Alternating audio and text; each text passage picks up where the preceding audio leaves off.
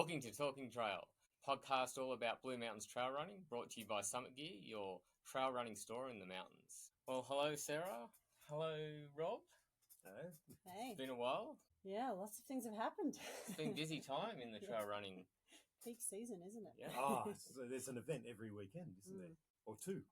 Well, particularly since they moved the 6-foot event right in the middle of the whole lot of them. So that's right. Yeah. It's made it quite a busy time. Well, should we start with Fiery's Climb? Yeah. So first up, we want to thank Lou and Braden from Tempest for hosting us to allow us to have a live podcast recording there on the Thursday night before the Fiery's Climb. So that was really, really good. It was really cool to hear from Dominic Rowe just about those stats on, how it's mostly farmers getting motor neuron disease and that exposure to pesticides, insecticides. Yeah. Yeah, really cool to kind of like bit alarming, but just like hear the reality of where the disease is getting people the most. And the good news is, last I spoke to Gavin, they had raised over $125,000 for the cause, which is amazing. So thank you, and a large part to the Blue Mountains trail running community for getting behind it. And helping that being such a success. Yeah, absolutely. And then the most laps, I think it was Michael McGuinness for 24 hours I think it was around just over 24 laps or 25.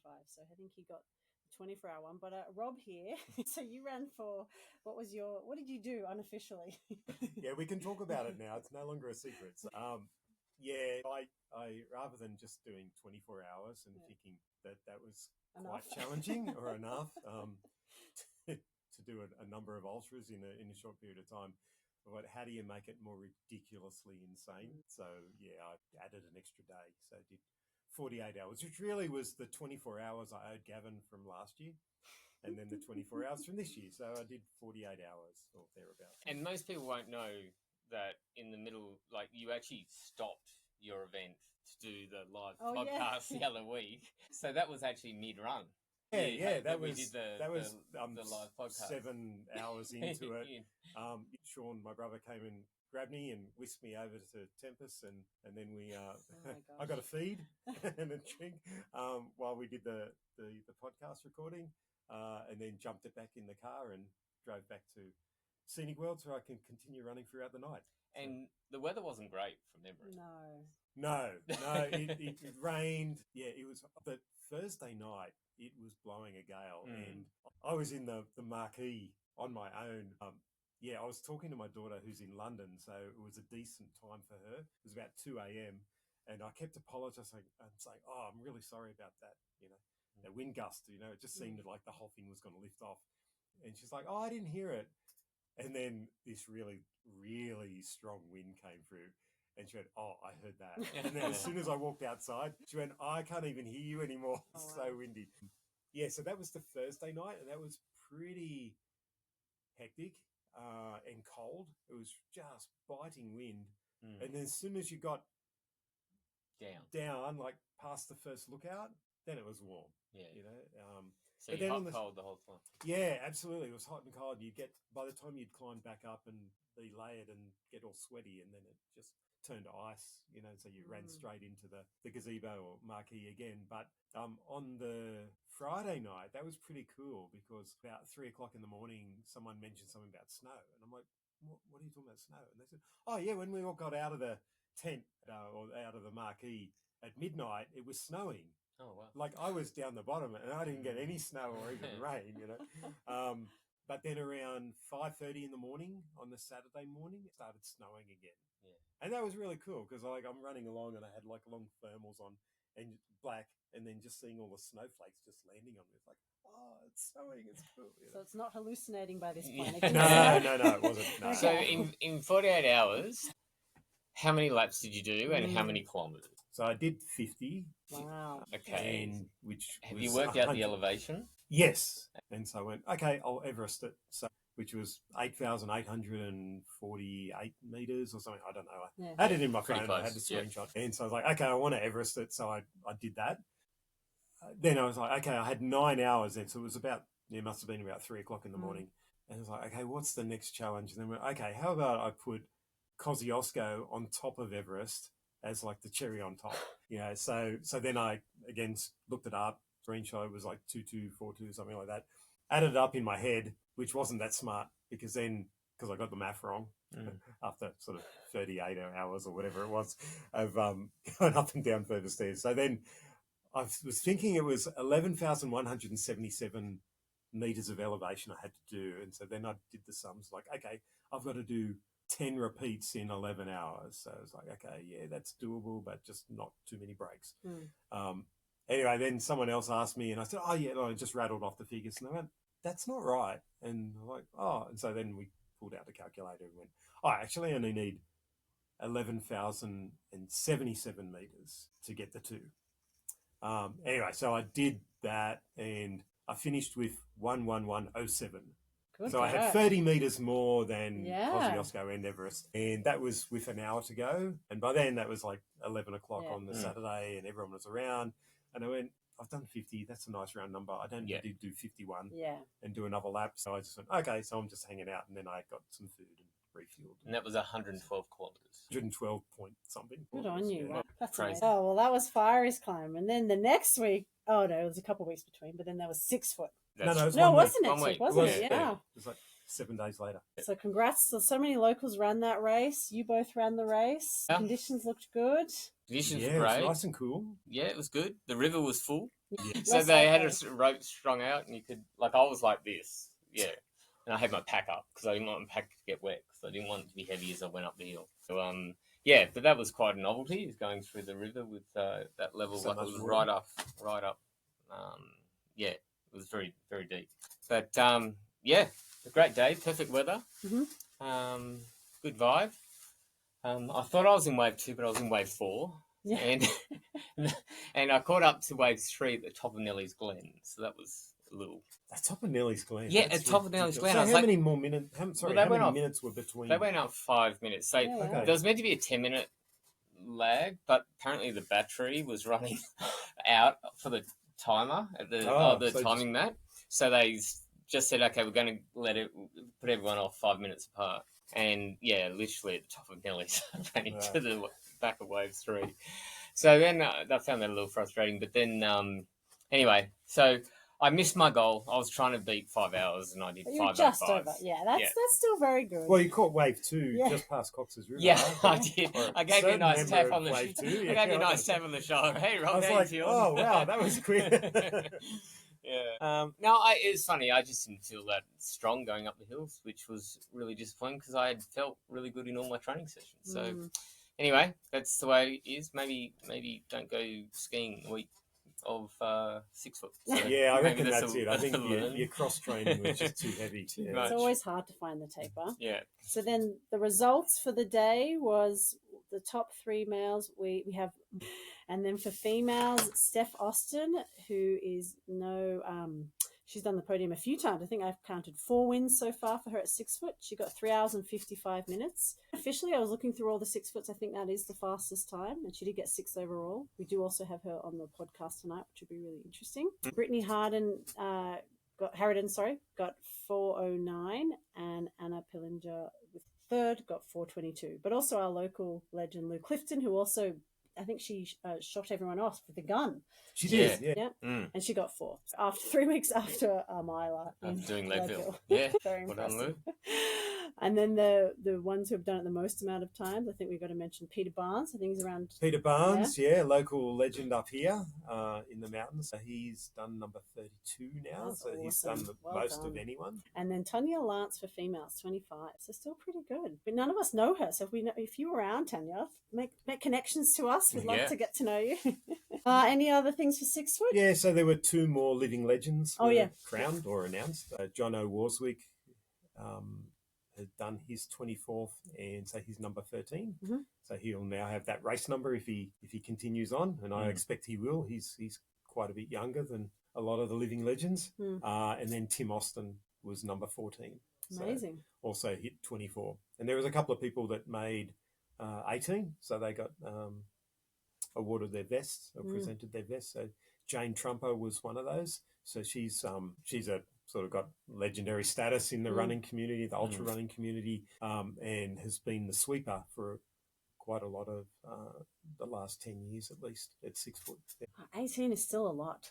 It is, And yeah. 32 is the most. Wow. It'd be interesting to know if Steph Austin with 4 wins is now the most successful runner at 6 foot, because I don't know. I know Don Wallace in the, I think maybe through the 90s might have won a few times, but I don't know that anyone sort of, there's no like Ann Traysons with sort of 7, 9 or 11 wins, you know, on the trot. So I don't think there's anyone like that at 6 foot. So I think there's, you know, it's certainly in the men's, I think generally it's only like 2 or 3 at best wins. And I don't know of any in the women that would have won. Maybe we can ask her. And see. Yeah, so she might well know. But she's too humble. And She probably won't. and if she hasn't got it, then yeah, maybe that's the next big challenge. It's like, you can win it, but can you win it 5 times? Yes. Well, I want to do it next year. Let's veer her away. No. Take the crown. That's right. Yeah. And then not long after that, I mean, literally a week after that, there's the Hounslow. And what blew me away was how many people backed up from 6 foot to Hounslow. And I've got to say, like, 6 foot destroyed me. Like, I was a mess for a week. Worst I've felt in a long time in terms of, like, just recovering. And so anyone that doubled up, amazing. And Hats off to you. Yeah, 7 days later. So, yeah, it's really... And the main person who did that was Steph Austin. We can start with the podium for Hounslow Marathon. She also broke the course record by 15 minutes.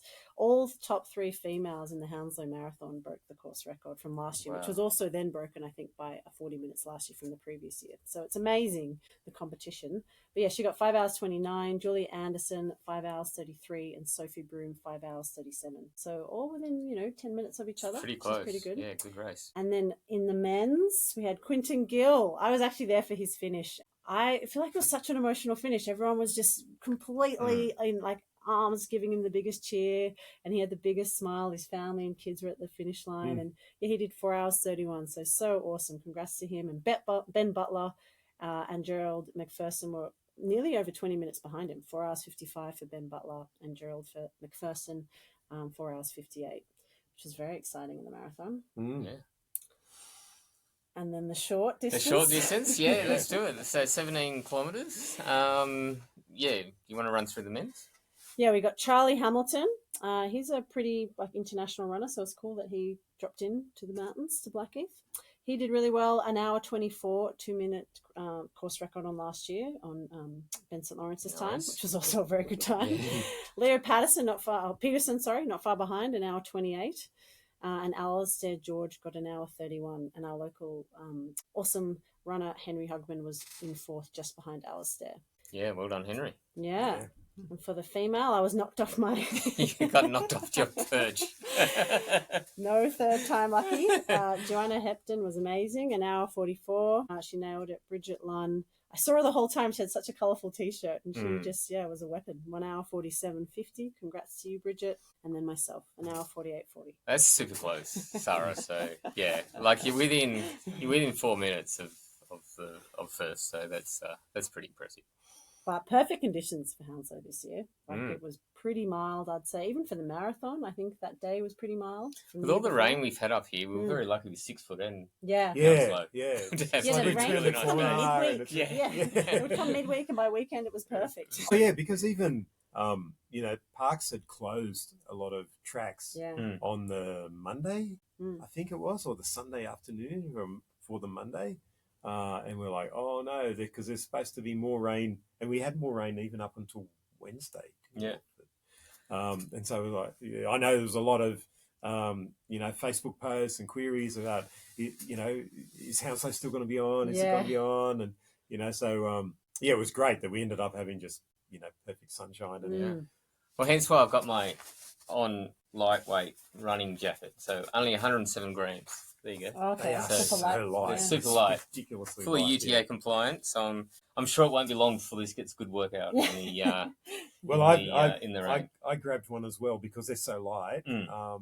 So I'm going to be that's part of my mandatory kit for Lonely Mountain in a couple of weeks. I'm sure I won't even notice. I'm sure it weighs about as much as a gel.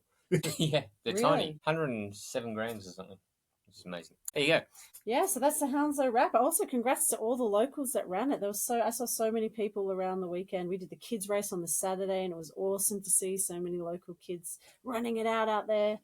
So yeah, congrats to everyone. I think there's lots of people that were training for 6 foot or Hounslow, so it's done. Well done. Find the next thing, but also enjoy the chill. Well, yeah, there's a lot of next things. Yes. Well, this weekend, Dunbar. Yeah, that's true. I can't do any more races at the moment. It's only one more week. What's wrong with To you? Lonely Mountains. So no, I won't be racing Kadumba this year. Fortunately. I've signed up, yes. Yeah, I have. Yeah. Hence why I did a rep today. My legs have come back after 6 foot, so I thought I'll go and do a rep of it today. I think entries are still open if people are wanting to give it a crack. Yeah, It's sure a great they are, race, yeah. isn't it? Like, straight down, turn around, come straight back Yeah, up. pure brutalness, isn't it? Just down and up. Kadumba half pipe. You go down and then you come back up. Actually, my PB was done in 2016 or 2017. And I was looking at the times that I ran down, and I was like, "Oh, that's going to be hard to that's going to be hard to beat." So I tried running. What are you going for? Well, my PB was 154, hour that's 54. So my training run was an hour 57 today. I'm a bit off it, but it's it was it's all downhill. I was much faster downhill back then. Yeah, I'm going to sound like a real old timer as well. I used to be a better runner, faster runner. And my PB is from 2011. Yeah, on Kadumba. Nice. And I came ninth. And Yeah. I'm sure that time now, which was under 2 hours, I'm sure that wouldn't put me anywhere near top 20, 25 anymore. The runners here are a lot faster as a collective community. But then also, year on year, the Running Wild events just attract more. And similar to the single track events like Hounslow. More and more people are travelling to come and compete at these events, so which is great. So we've got Kadumba this Sunday. Yep. And then Lonely Mountain the following week. It's a Pilliga thing. Pilliga is this weekend? I think it's this weekend. Okay. Pilliga. So they've got up to a 50K, I think. Yeah. I think there's a few of the crew going. A bit of a Blue Mountains collective heading up to Pilliga.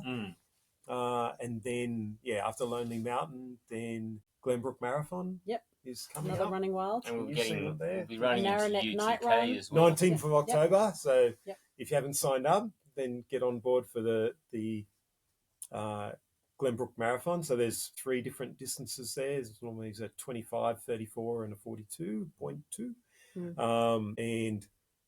And the 34 and the 42 are also qualifiers for next year's 6 foot.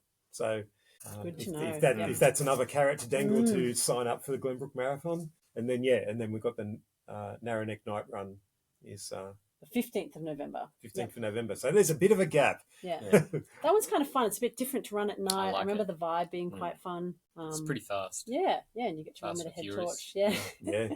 Run out to sunset and come back in the dark. Yeah, it's beautiful. So something else Blue Mountains running related, Mike Kelly, who works down at LabFit. Down in Lawson. With Lewis. Got the massage service down there. Yeah, it's called Muscle Piece. Yeah. It's his business. So Mike's doing a 100-mile event to raise funds. Basically, he says the unseen wounds of the first responders. And so he's doing a 100-mile run from Canangra Walls to Glenbrook Village. Wow. That's going to be tough. It's going to be really, really tough. Yeah, that's a tough one. And so we'll put a link out for anyone that wants to donate some funds to that. But it sounds like a really good cause. So well done, Mike. And good luck. Good luck. He's doing it, I think, on the 3rd of October. So, if anyone wants to join him for part of the run. Yeah, absolutely. You could jump on and just run along with him and whoever else has turned up. So there's different legs along the way, along the journey. So, just reach out and find out where you can jump on and roughly what time he might be. So I know, a lot of people would, or some people might want to jump on and just do like the Oaks towards the end, but I'm sure. Or if you want to do the whole lot. The earlier sections would be, it'd probably be. You could probably squeeze that in, more Rob. in need of some support and positive contributions. Yeah. Well done, Mike, and good luck. It sounds like a great cause. So tonight we've got 2 interviews with Mike Carroll, our 6 foot track winner. And then we've got Steph Austin, 6-foot track winner and Hounslow winner. So here's our first interview with Mike Carroll. We want to welcome Steph Austin onto our podcast. So I guess we want to introduce Mike Carroll to Talking Trail podcast. Welcome, Mike. Thank you. Thanks so much for having me on. We'd like to give you a little intro first. For those that don't know, Mike, UTMB index of 831. That's amazing. I've been counting your 6 foots. It looks like you got the buckle this year, right? Six foots. Yes, I did. I got a buckle. And you got your first this year at 6 foot of 329. Yeah. Which is amazing. You've done quite a few UTA hundreds. You seem to like that race. Yeah, I love that race. That was that was the first really long ultra I did. And her family. That was in 2018 was my first one. I was going to say I've got 2018 here. So how many UTA hundreds? It looks like, is that 6 or 7 as well? I've started 7 and I finished 6. Okay. So I've had one.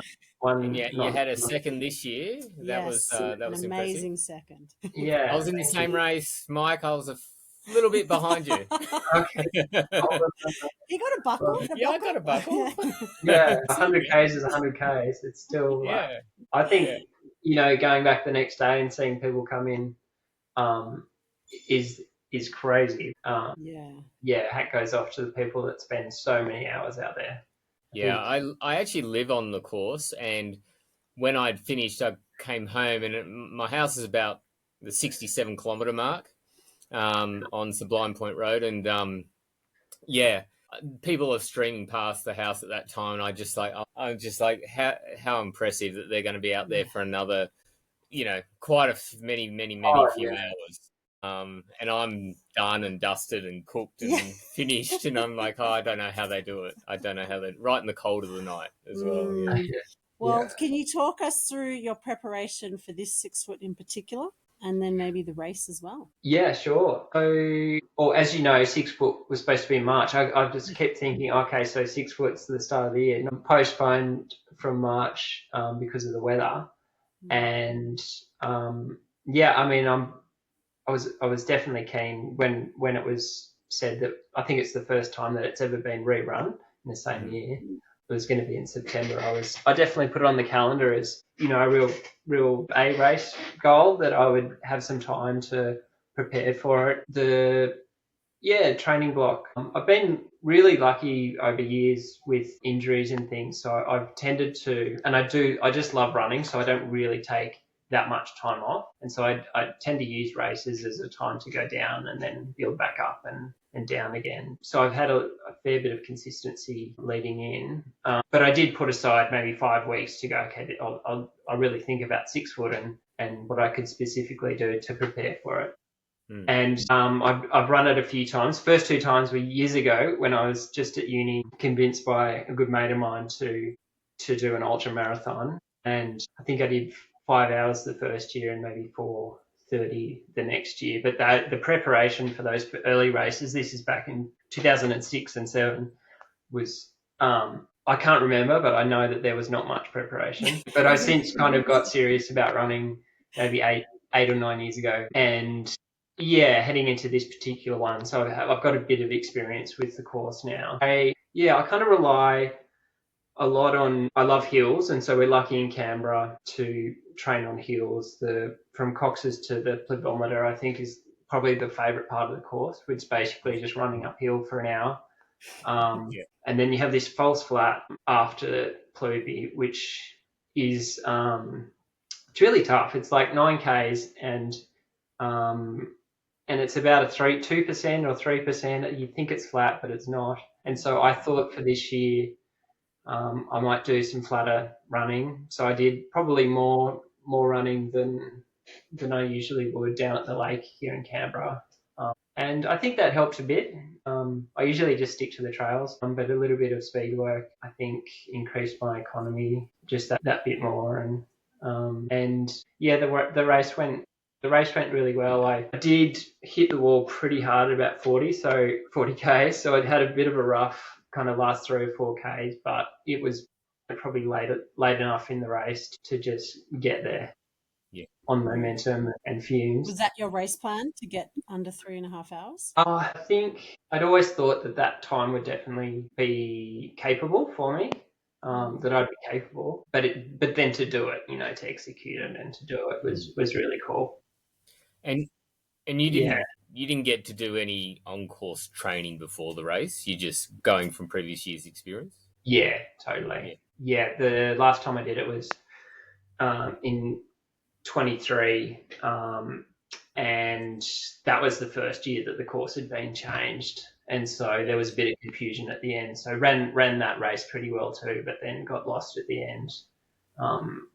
And so I was definitely keen to come back and try the new course. So just the end of the race being different, that we don't go down to the Jenolan Caves, that it finishes up at the huts. So just relying on the experience, and I think the trails here in Canberra really suit a race like 6 foot. They're runnable. There's lots of pie roads, a bit of single track, but yeah. And how was your nutrition on the day? Because you wore a waist belt, right? Naked. Yeah. Yep. I've probably jumped on the bandwagon of higher carb nutrition for my races and found that that's helped a bit. Good question. So I had 2 full soft flasks to start, so one the back, one the side, and I had all my gels. So basically, maybe quite similar to UTA, is that I do have a drink mix with, say, 60 grams of carbs in it, say tailwind, and then I'll put a gel on top of that. This is per hour, and then I'll have like a 40-gram gel on top of that. And then I also had a little soft flask that had 3 or 4 caffeine gels in it. So I was aiming for, maybe 110 per hour. Hey, Steve. Hey, Steph. Hello. How are you? Sorry. I'm good. How are you guys? We thought we'd throw you all in together. Love it. Thank you so much for your time. So I'm Sarah. This is Rob, Steph. We've just Lovely already to meet started. You too. We've already started on a bit of Mike's race, but we will quickly intro you and then get to your 6 foot race as well, and then we'll kind of ask you guys the same questions. So Steph Austin, TMB index 716, incredible. That's an amazing UTX index. You've won. I think I was trying to work this out today. I think you've won the most 6 foots of anyone ever. You've won 4 6 foots, male, female. Oh. And you've done 5, is what I understand. So you might be getting a buckle next year if you go back. Mike got his buckle this year. Very good. Done many UTK miler or 2 UTK milers, UTA 100, 3rd in 24. You've done some canyons in USA Wiser race, UTA 50. I think you've also got the fastest UTA 22 time. I've tried desperately 2 years in a row to get close to your time and didn't get near. So 1:49.12. So yeah, welcome to our podcast and thanks for being here. No, thanks for having me. I always like talking about running and talking about trails. So no, it's good. Running nerdy podcast. So how do you feel, Steph, from we'll keep on 6 foot, but you have done 2 big races in 2 weeks. So how are you feeling right now? I'm a bit bruised with that. I was pretty sore after 6 foot. I really had a good day there, but I pushed really hard, so I was really sore. But then at Hounslow, it was very close with the other girls were very close. And I was also pushing very hard, but I had 2 quite bad falls. So I got a chunk out of my chin and got skin off me everywhere. I probably pulled up my muscles are better, but my body is sore. But I had both of them were very fun, but both very hard. So type A fun, yeah. So I'm actually feeling okay considering. Well, talk us maybe through your 6 foot race. Actually, I also think 3 hours and 55 minutes is the fastest female time ever from when I've looked at least the last 6 or 7 years. So that's awesome. Well done. But talk us through, your race prep and the race. So 6 foot, I always like to do. So even when they rescheduled it, I was like, I'll just definitely go down. I've got a really good bunch of people that I train with in Newcastle, and quite a few of them were doing it too. So it's a bit of a inter-club competition. So really when I was out there, I just wanted to make sure I beat the other guys from the club. But no, I felt pretty good going in, and I always love that course. I like the courses that are a bit more runnable. It's nice and runnable, and I just wanted to go better than last year. And last year I did a bit over 4 hours, so I didn't know what like I try not to look at my watch too much and worry too much about splits or anything. But when I like saw the finish, I was like, oh, I'm going to be under 4 hours, so that's pretty good. But I was like, yeah, I was really happy with that run, but I was instantly pretty sore afterwards, and I was pretty hobbly all week. But I've always wanted to do Hounslow, and like I didn't really think, like, I don't worry too much. I don't stress about racing. Like I like to race, so I'm like, oh, just if you're out there for a bit longer, if you have a bad race, you still get to run somewhere pretty. And I knew that the girls would be going to be good, and I like to be pushed as well. No, Hounslow I'd never done before, so that was great. I was probably good not knowing what I was getting myself into. That probably helped because just going blissfully unaware. Mike, have you ever managed to do Hounslow? No, I haven't yet, and I think I'm a bit scared. Everyone seems to come off that course battered and bruised. I mean, I would love to do one year, but I understand that a fair bit more blood was spilt again this year on the course. It's very pretty, but it's very brutal. Yeah. So Mike, you're doing a high carb for 6 foot. Yeah. So just gels and essentially. Yeah. So like I was saying, I had like a drink mix, kind of aim for like 500 mils per hour, and like 60 grams in those, and then a gel, like 40 gram gel on top of that, and then I had some caffeine as well. So it was quite high. It was maybe 110. And yeah, for some of the longer races that I've done, I've managed to get the carbs up quite high. I think UTA was maybe 120 on average. It goes up and down just how I'm feeling, and I was maybe a little bit unsure about the shorter race of how I'd go, but it seemed okay. I do need, well, certainly in the longer races, I need a lot of fluid.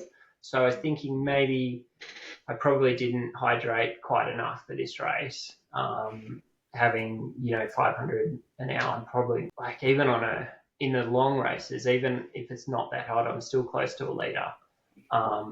And that's something you're always learning things, aren't you, about nutrition and hydration in races, and I might tweak some things next time. But, well, that was going to be a question I was going to ask. Yeah. A question I was going to ask both of you. Was there anything specifically that you did differently this year based on your previous experiences that you tried out that worked well? That could help others? Yeah, that could help others. So maybe I'll throw it to you first, Steph, and then Mike will go to you. I probably went out a bit harder in the 6 foot than I had done in the past. Usually I'm a bit conservative to the river. I'm a terrible my nutrition plan. I think I ate a packet of snakes and some gels, and I drank like 100 mils of water. Oh my God. Through the whole race. I don't like to carry things. It makes me it annoys me. So, on a shorter race, I don't carry anything at all. I try to travel really light. And I definitely feel the effects afterwards. So I'm not a good person to listen to it all. And I definitely, for me, I try to have as much. I have sugar and caffeine is definitely my go-to. So caffeinated gels and lollies. I just have as many of those as I can. Or if I start to feel a bit average or just get angry at a hill, I just have more sugar. That's my nutrition plan. And I think I'm a lot more relaxed about racing now, and I think that helps. I try not to get too having a this is gonna sound silly, but having a plan stresses me out, worrying too much about what I have to do as I'm going. So I just try to my motto is keep my head where my feet are. So I just try to just deal with how I'm going at the moment and not worry how far I've gone and how far I've got to go. And I just always think we used to do this for fun. So I always think I know lots of people get stressed about races or it's a big thing they're working towards, but then I'm this is the fun thing we get to do. So I feel I'm doing a lot better because I'm I don't get as nervous as I used to. I used to get really nervous for races, but now I'm just oh no, this is the fun thing we get to do on our weekends. So I think that helps you do a bit better. Yeah, because you don't waste energy with all that anxiety. And Mike, anything different that helps to get this year?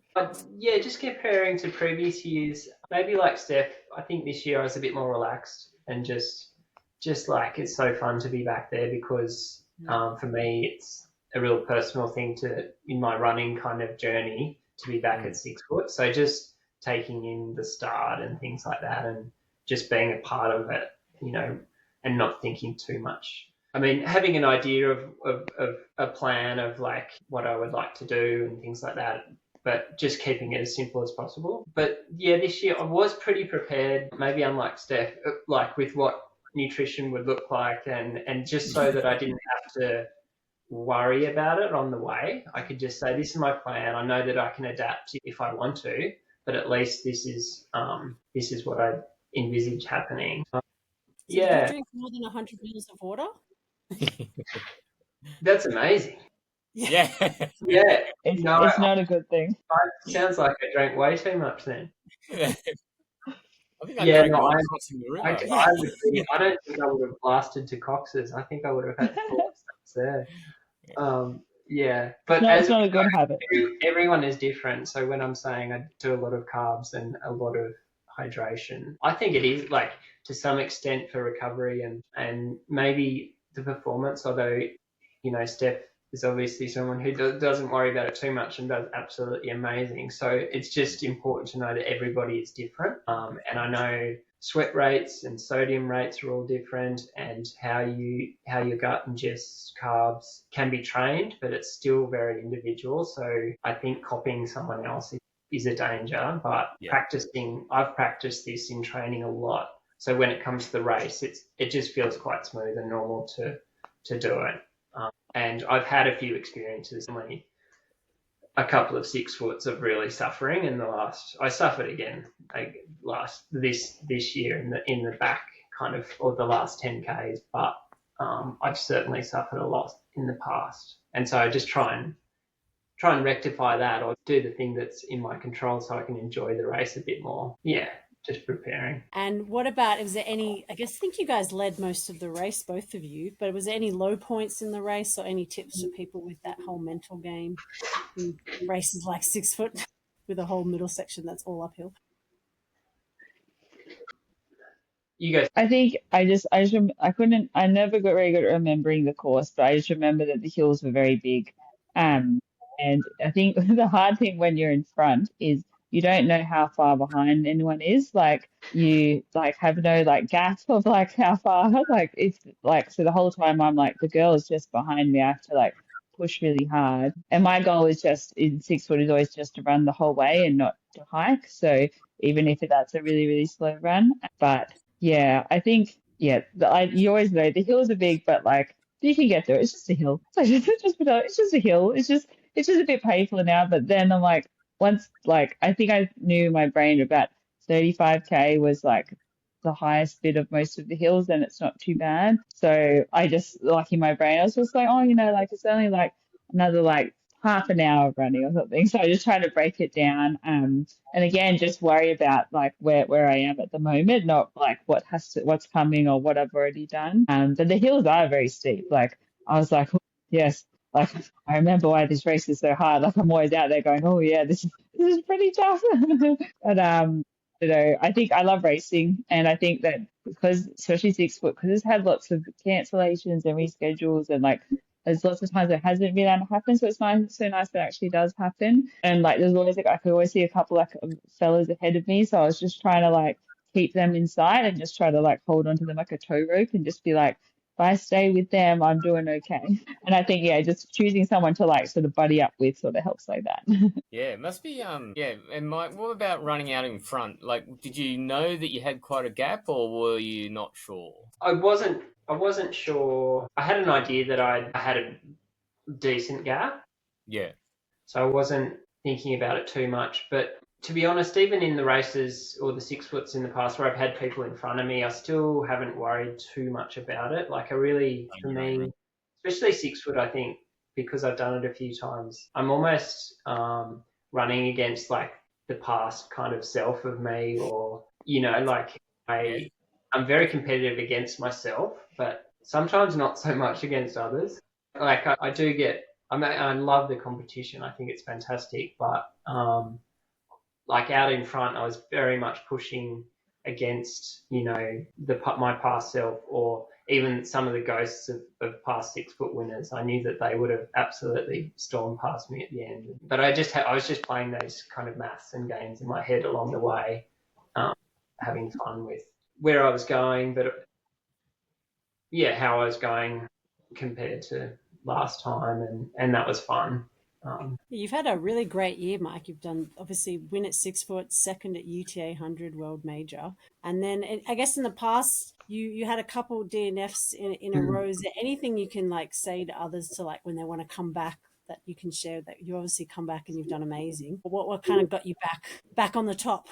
To be honest, I don't feel like I've changed anything like throughout that period. When I first started running, I just cottoned onto the idea of consistency and looking after my body and had some results. And the DNFs that I had, they coincided with having young children, and I got sick a fair bit, and so that was frustrating. But I knew that I trained well kind of in between all of that. So I knew that I kind of had confidence that it was a matter of time that I wouldn't get another kind of childcare sickness and it would be okay. And that I did have to wait about a year and a half, but it eventually came. So I haven't, in terms of my training and kind of enjoyment of training, that hasn't changed too much. And I'm probably... So it was potluck from the daycare sicknesses with aligning with your... I reckon, but I don't like to make excuses at all. But no, but we got absolutely barraged there for a year or so. Just amazing. Yeah, it wasn't... Yeah.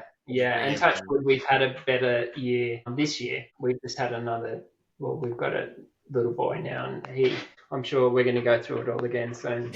That's part and parcel of it. Everyone's doing lots of things outside of their running. Yeah. And Steph, you like we were talking before, you seem to do quite a lot of volume in your training. We were wondering, how do you keep your passion? Like, does it just stay there, or does it come and go? Like, how do you keep in like that sort of commitment up? And all the double runs, so many consistent double runs. I guess we were kind of blown away about how do you keep your passion and your enthusiasm?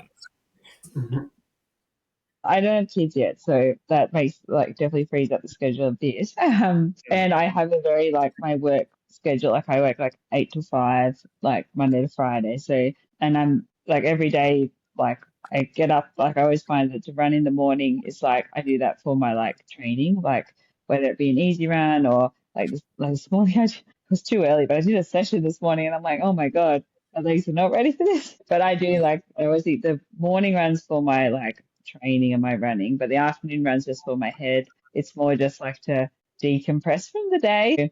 It's not, I just like to do it. And I don't really fuss about pace or anything like that. I like to get fresh air, and if the weather's nice, like it is at the moment, it's really easy to get out. We've got a lovely group of people I run with. At the moment, last afternoon I ran with a girl from work, which was nice. And me and my sister are doing a race on the Great North Walk. She's doing the 10Ks. I'm doing with her, so that's quite fun. But I just like it, and I have lots of I'm very lucky at the moment. We have a good community to run with. I do love running with myself, just to just not think about anything. But then it's really nice to share running with with other people too.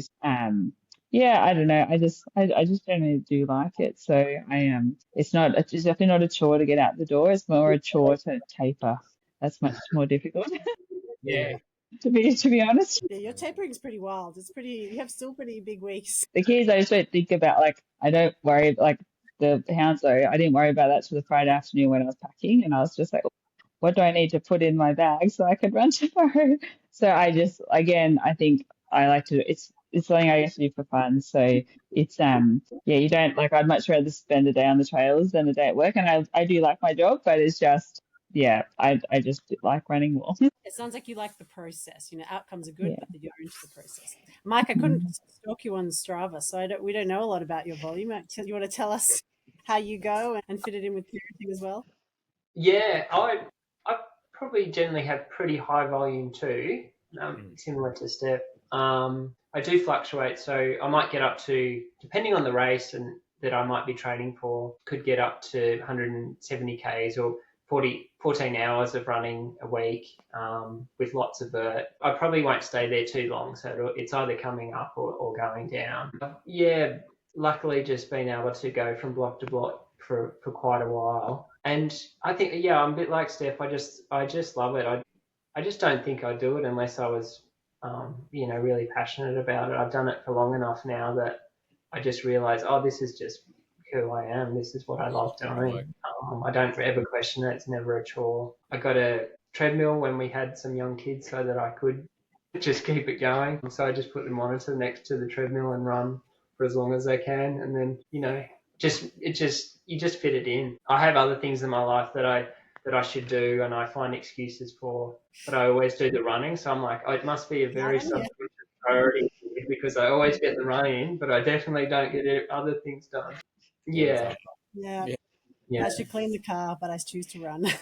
Yeah. And are you both self-coached? Steph, you first. Oh, I am. Yeah. Yeah. I just do whatever Matt does, my friend. Like Matt Tilly, whatever his training is, or my other friend Tom, whatever their sessions are, I go along with them. So yeah, we're pretty much self-coached. And is there any tips on like when you're recovery? Like, do you kind of like to do anything particular post-race to try and get back on deck quickly? Either of you? I think, well, for me, recovery's got probably easier over the years after the races. I think eating... From conditioning, you're just kind of... Yeah, I think maybe just from conditioning. Some races are sorer than others. I was a little bit crook for a race start of last year, Buffalo. And it was a marathon, and that was the sorest I've ever been. And I'd run my first miler not long before that, and it was a lot worse than that. So sometimes it depends on how your body was in the race. I think if you underfuel or get dehydrated in the race, you're going to be pretty sore, and it might take longer to recover from. So it's often the preparation going into the race and during the race that will dictate your recovery. But I think eating a lot and hydrating a lot after the race for days, and especially if you have a long race, think of it like the race is still going for many days after you finish in terms of your body recovering and burning calories. So just give it enough. But I like to get back to running as quick as I can. I definitely went for a bit of a hobbly run on Sunday after 6 foot, just too. because I wanted to get out. I was pretty sore, but I'm definitely fine now. A week later, I'm back into it. Did a workout today on the treadmill. I felt pretty good. And Steph, do you drink like 3 liters of water post a race from not drinking? Yeah. Okay. Yeah. I definitely, like I say, hydrate a lot before the race and after the race. Yeah. But just not in the race. But yeah, I definitely agree. Like good food, lots of fluid. Yeah, definitely. And movement is always good. Like the worst thing is like the trip home in the car is always like, because when you hop out, you're really like sore and hobbly. Like I definitely got up for a jog like one the day after as well. 6:40 pace. Like I was very, very hobbly. But I do think motion is lotion and moving definitely helps. And I'm lucky my job, you don't really sit down, like you're always moving. And I think if you can keep yourself moving, you don't stiffen up. So that's I think that definitely helps recovery. Right. And then so what's your guys' next races then? What's coming up? Mike? So I'm going to stay with a mate in Melbourne in about a month, to do one of the roller coaster runs run by Single Track, the 46. So I thought 6 weeks between the races was enough. And then I saw Steph go and run one the week later, and I should have done Hounslow. I didn't need 6 weeks before the next race. I didn't. And Steph, you've totally changed. Yeah. So maybe I was a sensible idea. Way too much time between races. I don't think. Yeah, no, I'm excited to do that. Like 6 foot destroyed me. Yeah, I was cooked. You did well. Yeah. So when I was out there, I was not enjoying it. Like towards the end, after my stacks, I was like, "Why am I doing this? Not a good idea." But that's okay. It is amazing that you've backed it up. I'm still blown away. Yeah, there's one more on this weekend, Steph, if you want to do a third weekend. Kadumba Half Marathon. Yeah. There you go. And I'm doing the 10K with my sister. Oh, you So the Great North Walk 10K, but only with my sister. So she had a bub 5 months ago. So she is getting back into it. So she's like, oh, not often we could do one together. So I'm just going to do it with her, which will be lots of fun. But then I'm doing the Melbourne Marathon. Is my next like great. proper run.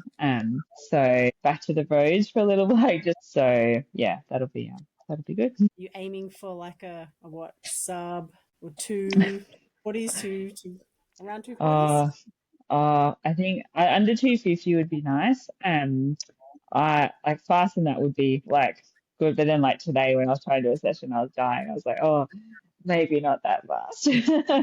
I think it's mid-October, like the 15th of October. Yeah, I think it's the week after all the footy finals. That's all I remember. So after 2 long weekends in a row, that's how we count our weeks. I like Melbourne. I think it's got a beautiful finish. You finish in the stadium and you run to the beach and run home. Out of all the like road marathons in Australia, I think it's a good one. Yeah, you'll nail it. It should be fun. Yeah, it should be fun. Well, we really want to thank you guys so much for your time and sharing all that with our local community up here in the mountains. And congratulations. Super impressive. And you. So any thoughts about next year, 6 foot? Last question. You think you'll be back? I'd be keen to do it again next year.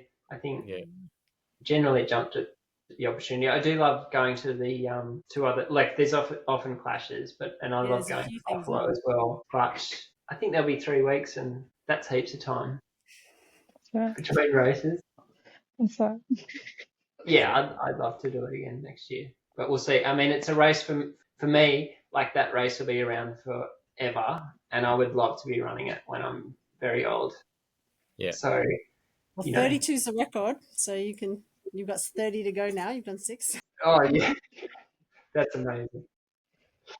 I met the man that had done I think he done like 31. So I'm not sure if it might be that man, but he had the jacket with all his times on the back. And I was like, I want to be like you. So he did one, like his fastest one was like a 9:91. And I was like, the year I was born. I'm like, that's pretty cool.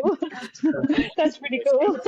So I'm like, I want to be a volunteer at the end, like when I'm like in my 80s. That will be amazing. So I'll be there. You can get, so you've got 5, you've got 25, so 20 more to go to get the female record. I checked the other Easy. day. It sounds like you'll be backstage. Yeah, always a good excuse to go there. So like the Blue Mountains are lovely, so any excuse to go to the Blue Mountains and is good. So, yeah, and 6 foot's an excellent like reason to go. So yeah, I'll be there. Well, thanks guys, and really appreciate you giving up your time, and good luck with your races that you got coming up. It's been awesome to chat. Thank you. Thanks for having me. Bye.